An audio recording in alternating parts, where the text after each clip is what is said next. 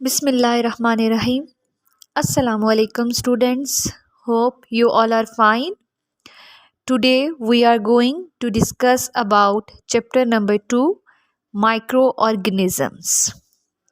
Microorganisms का मतलब होता है माइक्रो मीन्स स्मॉल. ठीक है, ऐसे ऑर्गेनिजम्स जिनका साइज़ क्या है बहुत ज़्यादा स्मॉल है, जिनको हम लोग नेकेड आई से नहीं देख सकते, मतलब आम आँख से नहीं देख सकते. ठीक है, हमने इस चैप्टर के अंदर माइक्रो ऑर्गेनिजम्स को डिस्कस करना है. ठीक है, उनके हम लोग देखेंगे कि हमारी डेली लाइफ के अंदर उनकी क्या इंपॉर्टेंस है. ठीक है, और हार्मफुल इफ़ेक्ट्स उनके क्या हैं, उनका कहाँ यूज़ हो रहा है. ठीक है, फर्स्ट हमारे पास है और all organism just those which we see. क्या हम लोग सारे ऑर्गेनिजम्स को देख सकते हैं? और all the visible organisms harmful, कि जो ऐसे ऑर्गेनिज्म जो हमें नज़र नहीं आते, क्या वो बहुत ज़्यादा ख़तरनाक होते हैं? Why is it necessary to brush the teeth after meals. और ये क्यों ज़रूरी है कि खाना खाने के बाद, ठीक है, मील खाने के बाद हमें अपने दांतों को साफ़ करना चाहिए. You must have observed dust particles in the beam of the light that enters a dark room. Have you ever thought that we cannot see very tiny objects with naked eyes? आपने क्या ये observe किया है कि जब कोई रोशनी पड़ती है, ठीक है, लाइट की, तो उस वक्त एक बहुत अंधेरे वाला कमरा है, उसके अंदर जब रोशनी पड़ती है तो आपने देखा होगा कि बहुत छोटे छोटे से ऑब्जेक्ट्स हमें नज़र आते हैं. ठीक है, और कुछ इतने ऑब्जेक्ट्स छोटे होते हैं कि हम उन्हें अपने नेकेड आई से नहीं देख सकते. In order to see organisms that we cannot see with our naked eyes, we need a special instrument called microscope. ऐसे ऑर्गेनिज्म जिनको हम आम आँख से नहीं देख सकते, उनको देखने के लिए हम एक आला यूज़ करते हैं जिसको हम बोलते हैं microscope. The objects that cannot be seen by human eyes are visible as large and clear objects under the microscope. ऐसे ऑब्जेक्ट्स जिनको हम लोग इंसान की आंख नहीं देख सकती, उसको देखने के लिए हम लोग क्या यूज़ कर रहे हैं? माइक्रोस्कोप. नेक्स्ट हमारे पास micro organisms. All those tiny organisms that can only be seen under microscope are called microorganisms. These are present everywhere in our surroundings. ऐसे बहुत छोटे टाइनी ऑर्गेनिजम्स होते हैं जो बहुत छोटे होते हैं. ठीक है, ऐसे छोटे ऑर्गेनिज्म जिनको हम लोग माइक्रोस्कोप के अंदर देखते हैं, उनको क्या बोलते हैं? Micro organisms. और ये हमारे इर्द गिर्द हर जगह प्रेजेंट है. नेक्स्ट है हमारे पास main groups of micro organisms. There are many types of microorganisms. They are divided into the various groups on the basis of their size, structure and need for food. बहुत सारे micro organisms के types हैं. ठीक है, इनको हम लोग groups के अंदर डिवाइड कर देते हैं. किसकी बेसिस पे? उनकी साइज़ की बेसिस पे. वो लार्ज हैं, स्मॉल हैं, स्ट्रक्चर उनका कैसा है, दिखने में वो कैसे हैं, और उनकी खुराक जो उनको ज़रूरत होती है उसकी बेसिस पे हम लोग उनको ग्रुप्स के अंदर डिवाइड कर देते हैं. Virus and bacteria are the main groups of micro organisms. और जो वायरस और बैक्टीरिया हैं, ये किसके मेन ग्रुप्स हैं?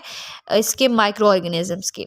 Some fungi are very small and these are also included in micro organisms. और कुछ फंजाई ऐसी होती हैं जो बहुत ज़्यादा स्मॉल होती हैं, जिनका साइज़ बहुत छोटा होता है, उनको भी हम लोग माइक्रो ऑर्गेनिजम्स के अंदर काउंट करते हैं. फर्स्ट है हमारे पास virus. Virus are very tiny infectious particles. They are the link between the living and non living things. Virus क्या है? बहुत छोटे जो हैं इन्फेक्शियस, ठीक है, कोई भी एक पार्टिकल्स होते हैं, और ये ना ही लिविंग होते हैं और ये नॉन लिविंग भी नहीं होते, ये उनके दरमियान में होते हैं, लिविंग और नॉन लिविंग के दरमियान में प्रेजेंट होते हैं. They can reproduce only with in an organism. और ये कहाँ रिप्रोड्यूस करते हैं? किसी भी एक ऑर्गेनिज्म के अंदर रिप्रोड्यूस करते हैं. Out of the body of organism they are non living. अगर वो उस बॉडी ऑर्गेनिज्म की बॉडी के बाहर है तो वो क्या है? नॉन लिविंग है. Viruses are very harmful to living organisms. Viruses जो हैं, जानदार जो होते हैं, उनके लिए बहुत ज़्यादा नुकसानदेह हैं. They cause disease in human beings, animals and plants. और ये बीमारियां पैदा करते हैं इंसानों के अंदर, जानवरों के अंदर और पौधों के अंदर. For example they cause hepatitis, polio, covid and flu in humans. अब जैसा कि हेपेटाइटिस इंसानों के अंदर करते हैं, पोलियो की बीमारी करते हैं, कोविड-19 हुआ था, कोरोना वायरस, वो भी ये क्या था, वायरस था, एंड फ्लू, ये कि इंसानों के अंदर ये बीमारियां पैदा करते हैं। नेक्स्ट है हमारे पास second, bacteria. Bacteria are single celled organisms, they are found in every type of environment. Bacteria के अंदर सिर्फ एक सेल प्रेजेंट होता है, ठीक है, इस वजह से इनको क्या बोलते हैं, सिंगल सेल्ड ऑर्गेनिजम्स। ये इन्वायरमेंट के अंदर, माहौल के अंदर हर जगह प्रेजेंट हैं। They are found in air, water and soil and inside living things. ये हवा में, पानी में, मिट्टी के अंदर और जो जानदार चीज़ें हैं उनके अंदर जो है मौजूद होते हैं, पाए जाते हैं। Few bacteria are harmful to organisms. कुछ बैक्टीरिया ऑर्गेनिजम्स के लिए बहुत नुकसानदेह होते हैं। They cause disease in plants, animals and human beings. For example pneumonia, tuberculosis, diarrhoea etcetera. ये जो है पौधों के अंदर, जानवरों के अंदर और इंसानों के अंदर बीमारियां पैदा करते हैं, जैसे कि निमोनिया जिसको बोलते हैं, ट्यूबरकुलोसिस जिसको टीबी बोलते हैं, और डायरिया वगैरह कॉज करते हैं। A large number of the bacteria are useful for humans. और कुछ बैक्टीरिया जो हैं वो बहुत ज़्यादा जो है इसके लिए, इंसानों के लिए बहुत क्या करते हैं, बहुत ज़्यादा जो है यूज़ होते हैं उनके अंदर, ठीक है, उनके लिए इम्पॉर्टेंट होते हैं। कुछ बैक्टीरिया जो है, some bacteria help in the digestion of the food and absorption of food components in our small intestine. कुछ बैक्टीरिया फूड की डाइजेशन करवाते हैं और जो फूड कंपोनेंट्स होते हैं हमारे स्मॉल इंटेस्टाइन के अंदर, उनकी भी क्या करते हैं, वहाँ पे एब्जॉर्ब करवाते हैं उनके अंदर। Interesting information, the bacteria which are beneficial for us are called useful bacteria. The number of the harmful bacteria is very less. जो हमारे लिए बहुत ज़्यादा फ़ायदेमंद होते हैं बैक्टीरिया, उनको यूज़फुल बैक्टीरिया कहते हैं। और कुछ जो बैक्टीरियाज होते हैं वो हमारे लिए बहुत नुकसानदेह भी होते हैं। लेकिन जो नुकसानदेह बैक्टीरिया होते हैं उनकी तादाद बहुत कम होती है। The number of the bacteria in your body is more than the cells of your body. हमारी बॉडी के अंदर बैक्टीरिया की तादाद ज़्यादा है एज़ कम्पेयर टू सेल्स की। The number of the bacteria in a small spoon of the soil is almost equal to the number of the people living in the continent Africa. अब एक आपने क्या लेनी है, एक चम्मच के अंदर जब आप सॉइल ऐड कर देते हो, मिट्टी ऐड कर देते हो, उस मिट्टी के अंदर बैक्टीरिया इतने ज़्यादा हैं, जो इतने ज़्यादा हैं कि उनकी तादाद किसकी इक्वल है, कि जितने भी इस कॉन्टिनेंट अफ्रीका के अंदर, ठीक है, जनूबी अफ्रीका के अंदर जो है कॉन्टिनेंट अफ्रीका के अंदर, बराज़म अफ्रीका के अंदर जितनी तादाद है लोगों की, उसकी इक्वल है। On the basis of the shape, bacteria are divided into the 3 types, round, rod shape and spiral. अब उस बैक्टीरिया के शेप की बेसिस पे हम अगर बैक्टीरिया को डिवाइड करें तो उसकी 3 टाइप्स आती हैं। Round, as we can see in the diagram, हम लोग डायग्राम के अंदर देख सकते हैं कि राउंड देखिए उनकी सर्कल टाइप शेप है। सेकंड है रॉड शेप्ड, रॉड शेप्ड के हैं, इनकी शेप जो है वो रॉड की तरह, इसकी बेस पे उन्हें रॉड शेप्ड कहा गया है। और थर्ड है स्पाइरल, स्पाइरल भी हम जो है डायग्राम के अंदर देख सकते हैं। तो ये 3 टाइप्स हैं on the basis of shape. Third है हमारे पास fungi.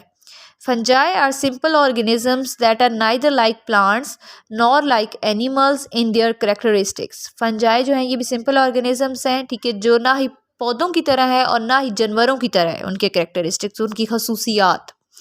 They cannot make their own food. ये अपनी खुराक खुद तैयार नहीं कर सकते। They often grow on dead organisms or decaying matter. ये वहाँ पे ग्रो करती हैं जहाँ पे कोई भी एक ऑर्गेनिज्म है, जब वो मर जाता है, ठीक है, तो वहाँ पे ये ग्रो करती हैं fungi. They decompose dead matter into the simple materials. और ये क्या करते हैं, वो जो डेड मैटर है उसको ब्रेक डाउन करके उसको सिंपल मटेरियल के अंदर कन्वर्ट कर देते हैं। Then they absorb these simple materials as their food. और वो जो सिंपल मटेरियल को फिर वो अपनी वहाँ से खुराक ले लेते हैं। Some fungi obtain their food from the living plants and animals and cause diseases in them. कुछ फंजाई क्या करते हैं, लिविंग प्लांट्स, ठीक है, जो पौधे होते हैं या एनिमल्स, उनसे खुराक लेते हैं और उनके अंदर बीमारियां पैदा कर देते हैं। For example ringworm, athlete's foot, ये बीमारियों के नेम है। Mould, penicillium and the yeast are the examples of the microscopic fungi. Mould, penicillium और यीस्ट, ठीक है, ये हम इनको नीचे डायग्राम्स में देख सकते हैं। ये किसकी एग्जांपल्स हैं, मिसालें हैं माइक्रोस्कोपिक फंजाई की। नेक्स्ट हमारे पास है role of micro organisms as decomposers. During decomposition, bacteria and fungi break the organic molecules of the food and dead bodies into the simple components. अब डिकम्पोजिशन के दौरान क्या होता है कि बैक्टीरिया और फंजाई दोनों क्या करते हैं, फूड है कोई भी, उसके ऑर्गेनिक मॉलिक्यूल्स को और कोई भी लिविंग ऑर्गेनिज्म है उसकी जब बॉडी जब डेड कर जाती है या जब वो मर जाता है तो उसके अंदर क्या करते हैं, उसको सिंपल कंपोनेंट्स के अंदर कन्वर्ट कर देते हैं। The organism which carry out decomposition are called decomposers.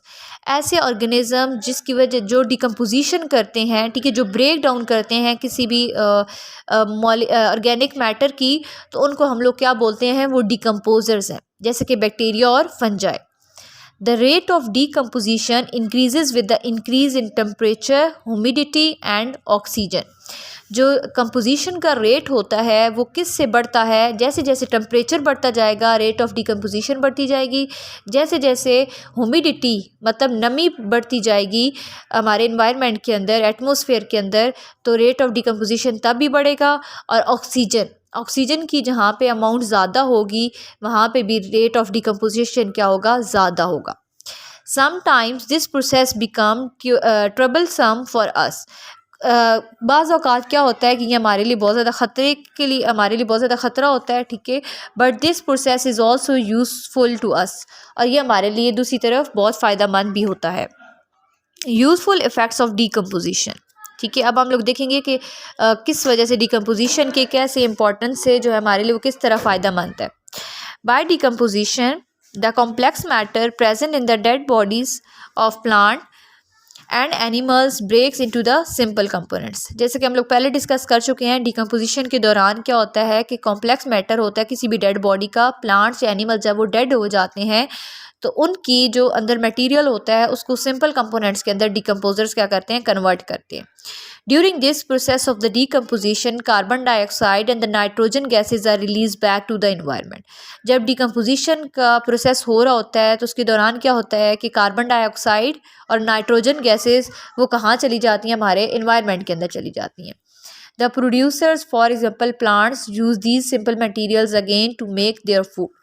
Producers हमने वो होते हैं जो अपनी खुराक खुद तैयार करते हैं, जैसे कि वो प्लांट्स क्या करते हैं कि वो सिंपल मटेरियल को दोबारा यूज़ करके फिर क्या बना देते हैं, अपनी खुराक तैयार कर लेते हैं। In this way decomposer recycle the matter of abiotic and biotic components of the environment. और इस तरह डिकम्पोजर्स क्या करते हैं, अपने मैटर को रिसाइकल कर लेते हैं। एबायोटिक और बायोटिक, एबायोटिक कौन से आ जाते हैं कंपोनेंट्स, नॉन लिविंग, ठीक है, और बायोटिक ऐसे कंपोनेंट्स होते हैं जो कि लिविंग होते हैं, ठीक है, एनवायरनमेंट के अंदर। If decomposers do not exist, then it is impossible to break down dead organisms into their simple components to make these a part of the ecosystem again.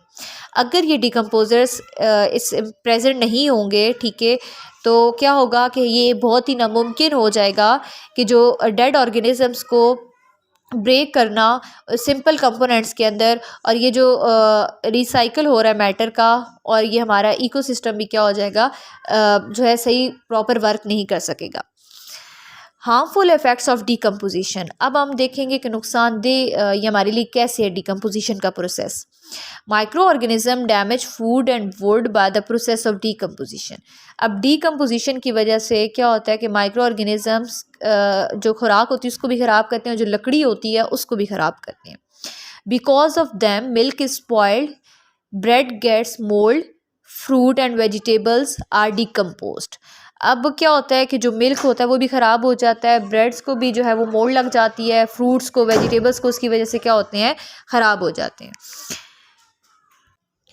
Next है disease caused by micro organisms, ठीक है, micro organism की वजह से कौन कौन सी बीमारियाँ होती हैं। Many microorganisms cause diseases in plants and animals. The organisms that cause diseases in their host are called pathogens. Micro organisms जो हैं प्लांट्स के, पौधों और जानवरों के अंदर बहुत सारी बीमारियां पैदा करते हैं। ऐसे माइक्रो ऑर्गेनिजम्स जो कि अपने होस्ट के अंदर जो बीमारी पैदा करेंगे उनको क्या कहेंगे, pathogens. The diseases that occur due to them are called infectious or infections or infectious diseases. अब ऐसी डिजीजेस जो ऐसे माइक्रो ऑर्गेनिज्म या पैथोजेंस की वजह से होती हैं उनको हम लोग क्या बोलते हैं, वो इन्फेक्शियस डिजीजेज होती हैं या फिर इन्फेक्शन होता है। These infectious diseases can spread quickly from one organism to the other। और ये जो इन्फेक्शियस डिजीजेज होती हैं ये बहुत जल्दी से फैलती हैं एक ऑर्गेनिज्म से दूसरे ऑर्गेनिज्म तक। Diseases caused by virus. अब वायरस की वजह से कौन कौन सी डिजीजेज होती हैं, हेपेटाइटिस, फ्लू, पोलियो, कोविड-19, measles, mumps etcetera. Diseases caused by bacteria. Bacteria की वजह से कौन कौन सी बीमारियां हो रही हैं, pneumonia, typhoid, Clara, tuberculosis etcetera. Diseases caused bye fungi. Fungi की वजह से देखते हैं रिंगवॉर्म, एथलीट्स फुट, स्मर्ट, रस्ट। ये सारी क्या है डिजीजेस होती हैं माइक्रो ऑर्गेनिजम्स की वजह से। नेक्स्ट हमारे पास spread of infectious diseases and transmission to humans. अब ये जो इन्फेक्शियस डिजीज़ होती हैं ये किस तरह फैलती हैं और किस तरह एक दूसरे जो है इंसानों तक ये पहुंचती हैं। The 5 main ways for the transmission of infectious diseases are air, water, food, animals and direct contact।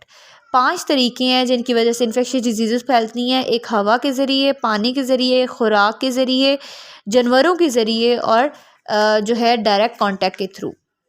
First है एयरबोर्न डिजीज़ेस। ठीक है, एयरबोर्न डिजीज़ेस मतलब कि जो हवा की वजह से जो हैं बीमारियां होती हैं।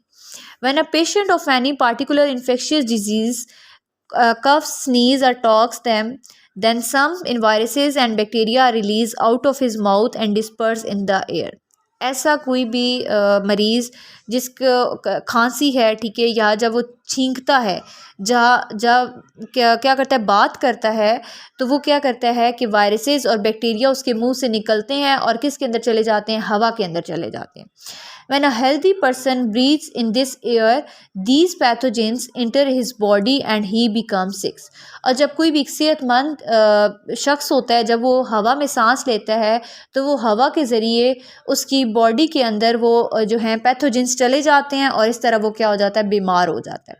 Such infectious diseases are called airborne diseases, for example COVID-19, flu and TB। अब इस तरह की इन्फेक्शियस डिजीज़ को हम लोग क्या बोलते हैं, एयरबोर्न डिजीज़। जैसे कि कोविड-19 आया था, कोरोना वायरस, ठीक है, वो भी ऐसे ही फैला था। फ्लू का है, वो भी वायरस ऐसे ही फैलता, और टीबी ट्यूबरकुलोसिस ये भी ऐसे ही फैलती है। सेकंड है वाटर बॉर्न डिजीज़, ठीक है, जो पानी के ज़रिए बीमारियां फैल रही हैं। The pathogens of some disease are transmitted through water. Such diseases occur when someone uses polluted water for drinking or in cooking। अब ये जो ऐसे पैथोजेंस, इनके जो पैथोजेंस होते हैं डिजीज़ के, कुछ वो पानी के ज़रिए भी फैलते हैं। जैसा कि कोई भी पानी है वो बहुत ज़्यादा गंदा है, पोल्यूटेड वाटर है, डर्टी वाटर है, तो जब हम उसे पीने के लिए यूज़ करेंगे या फिर हम कुकिंग के अंदर यूज़ करेंगे तो इस तरह ये डिज़ीज़ जो है वो फैलती आगे। Diarrhoea, typhoid and some diseases of eyes and skin are water borne diseases. ठीक है, डायरिया, ठीक है, और जो टाइफाइड और कुछ जो आंख से रिलेटेड और हमारी जिल्द से रिलेटेड जो डिजीज़ होती हैं वो वाटर बॉर्न डिजीज़ होती हैं, मतलब वो पानी के ज़रिए फैलती हैं।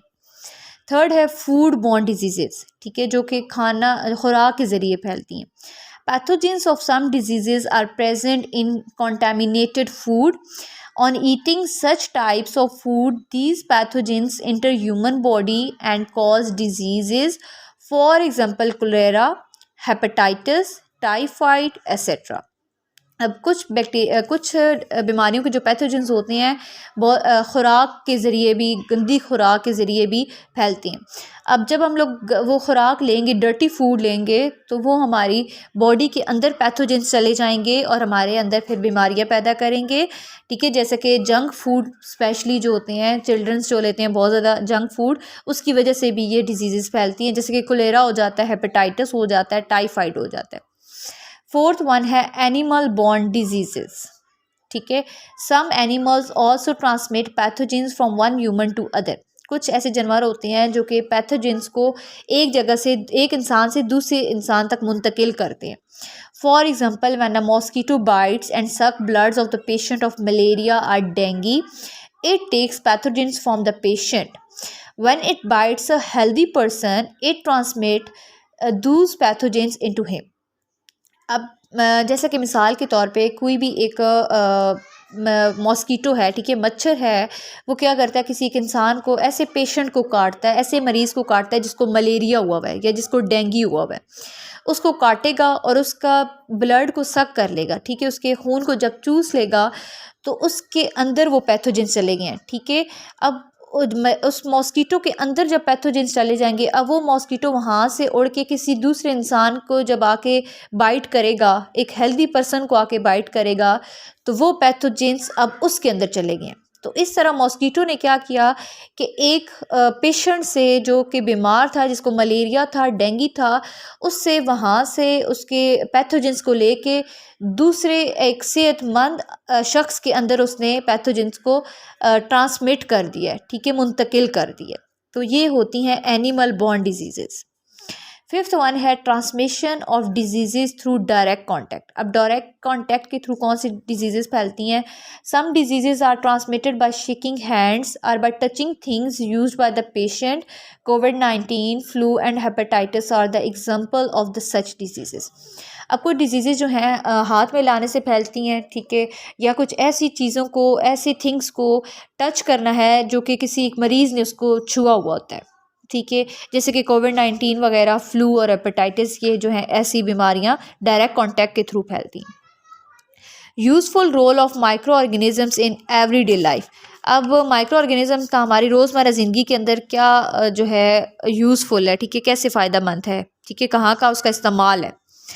All microorganisms are not harmful. Here are some benefits of the microorganism in everyday life.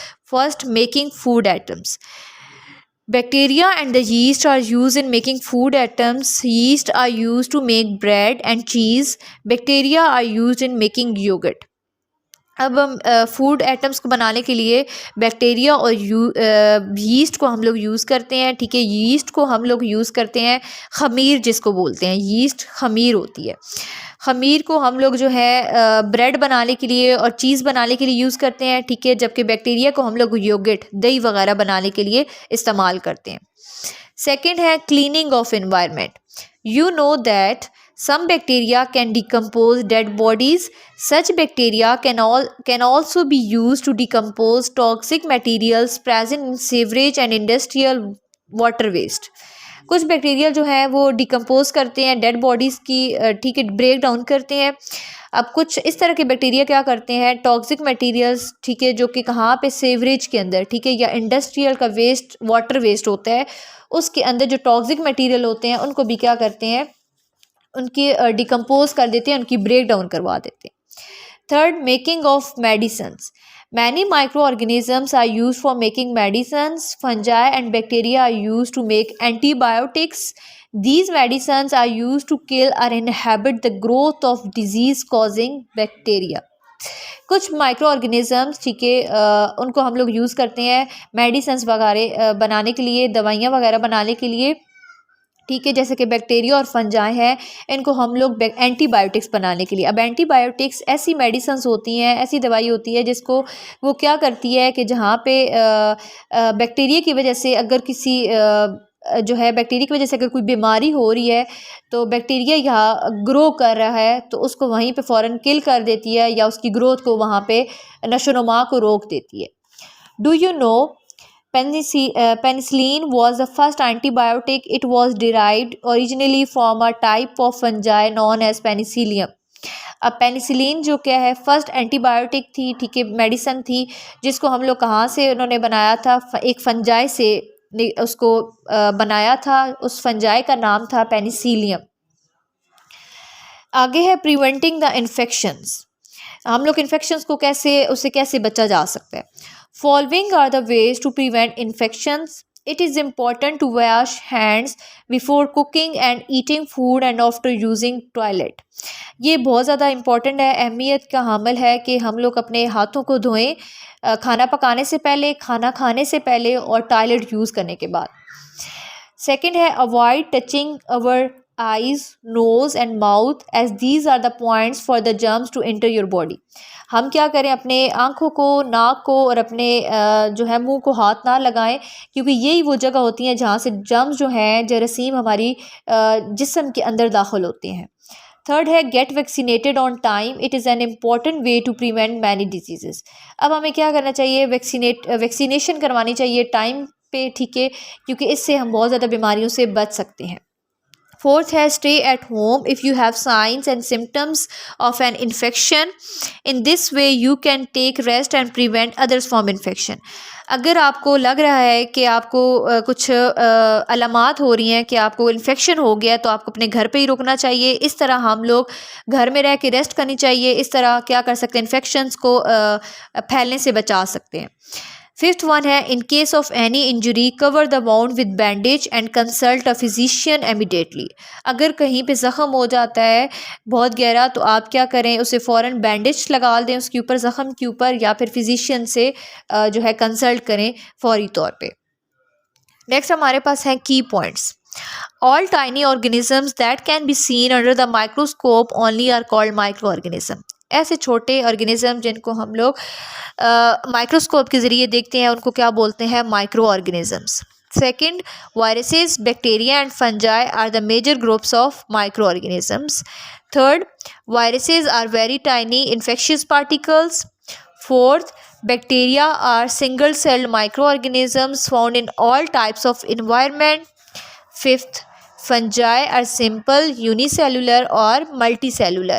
fungi unicellular मतलब एक सेल वाले भी हो सकते हैं, और multicellular मतलब many. multi means many, बहुत सारे सेल्स वाले organisms भी हो सकते हैं. Six, some organisms do decomposition. They break down the complex matters of the dead bodies into the simple components. 7, there are the 5 major sources of transmission of infectious diseases: air, water, animals, food and direct contact. 8th one, many microorganisms are used for making medicines. 9, in order to prevent infections, we should keep ourselves neat and clean and get vaccinated at on time. 10th, many food items of daily use, for example yogurt and bread, are prepared by using microorganisms. Next, exercise. Question number 1. Tick the correct answer. सही दुरुस्त जवाब पर आपने क्या करना है, टिक लगाना है. फर्स्ट है to which groups of micro organism mushrooms belong. First one, virus, fungi, bacteria, protozoa. Micro organisms में अगर हम लोग देखें तो मशरूम्स कौन सी ग्रुप से बिलोंग करते हैं, तो इसका बेस्ट ऑप्शन है fungi, B. Second, what is the cause of polio disease. Polio disease किस वजह से होती है, best option B, virus. Third, penicillium is an example of which group. तो पेनिसिलियम किसकी एग्जाम्पल है, fungi, B option, best option. Fourth, which one of the following contaminates food.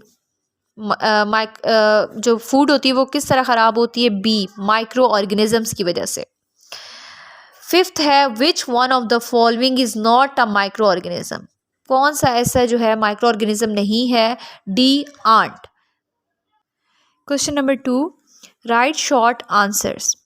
1, what is a pathogen and how does it enter the bodies of organism. Pathogen क्या है और ये organisms की body के अंदर कैसे दाखिल होते हैं. Answer, a pathogen is disease causing microorganisms which may enter into the body of living organisms through air, water, etc.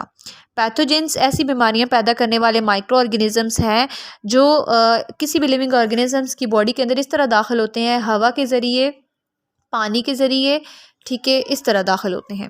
Second है why are some bacteria and fungi called decomposers. कुछ bacteria और fungi को decomposers क्यों कहते हैं. Bacteria and fungi are called decomposers because they break down the dead and organic molecules of food into the simple components. क्यों, क्योंकि ये dead bodies और जो होती हैं ऑर्गेनिक मॉलिक्यूल्स होते हैं फूड के, उनके को किसके अंदर कन्वर्ट करती हैं, सिंपल कंपोनेंट्स के अंदर। Question number third, write two benefits and the two harmful effects of bacteria. Bacteria के किस तरह हमारे लिए फ़ायदेमंद हैं और किस तरह जो है हमारे लिए नुकसानदेह हैं, उसके दो इफेक्ट्स आपने लिखने हैं। फर्स्ट है benefits. Bacteria break down the dead bodies of the organism into the simple substances and second bacteria help in making drugs. Bacteria एक तो क्या करते हैं, डेड बॉडीज जो होती हैं ऑर्गेनिजम्स को, उनको सिंपल सब्सटेंसेस के अंदर कन्वर्ट करती हैं, और सेकंड क्या है, ड्रग्स बनाने के लिए इस्तेमाल होते हैं। Harmful effects, they damage food and would by the process of decomposition. और हार्मफुल इफेक्ट्स क्या हैं कि ये हमारे जो है फूड को और जो होती है वुड वगैरह उसको क्या करती है, डीकम्पोजिशन प्रोसेस के थ्रू क्या करती है, उसको डैमेज कर देती हैं, ख़राब कर देती हैं। Question number 4. How does the microorganisms yeast work to soften and rise dough of flour? Microorganism से यीस्ट जो होती है वो किस तरह जो फ्लोर होती है, ठीक है, आटा को उसको किस तरह सॉफ्ट करती है, नरम करती है और उसके जो है उसको राइज कर देती है। Answer, yeast feeds on sugar and convert it into the carbon dioxide and ethanol. Yeast sugar के ऊपर फीड करती हैं और उसको किसके अंदर, शुगर को कन्वर्ट कर देती है कार्बन डाइऑक्साइड के अंदर और एथेनॉल के अंदर। Carbon dioxide soften and dries dough of flour. Carbon dioxide क्या करती है, फ्लोर को क्या कर देती है, फ्लोर को सॉफ्ट भी कर देती है और उसको राइज भी कर देती है। Question number 5, how does a mosquito transmit diseases. जो मॉस्कीटो होता है वो किस तरह बीमारियों को फैलाता है। When a mosquito bites and sucks blood of the patient of malaria or dengue, it takes pathogens from the patient. When it bites a healthy person, it transmits those pathogens to him. जब कोई भी mosquito किसी भी ऐसे मरीज़ को काटता है जिसको मलेरिया या डेंगू हुआ होता है और उसके ब्लड को वहाँ से सक कर लेता है, और फिर यही जो है क्या करता है मॉस्कीटो, वहाँ से पैथोजेंस को लेके जब दूसरे एक हेल्दी पर्सन के जब बाइट करेगा तो वो जो पैथोजेंस होते हैं वो पेशेंट से हेल्दी पर्सन के अंदर ट्रांसमिट हो जाते हैं और इस तरह क्या होती है, डिजीज़ क्या होती हैं आगे स्प्रेड करती हैं। Question number 3, constructed response questions. The soil of the forest in a hot climate is always hot and moist, whereas the soil of forest in a cold climate is cold and dry. Out of these areas where the decomposition of falling leaves will take place, Foster explain. ऐसे जंगलात की मिट्टी, ठीक है, जहाँ पे बहुत ज़्यादा गर्म इलाका है, वहाँ पे जो सॉइल होती है, मिट्टी होती है, वो बहुत ज़्यादा गर्म क्यों होती है और नमी वाली होती है।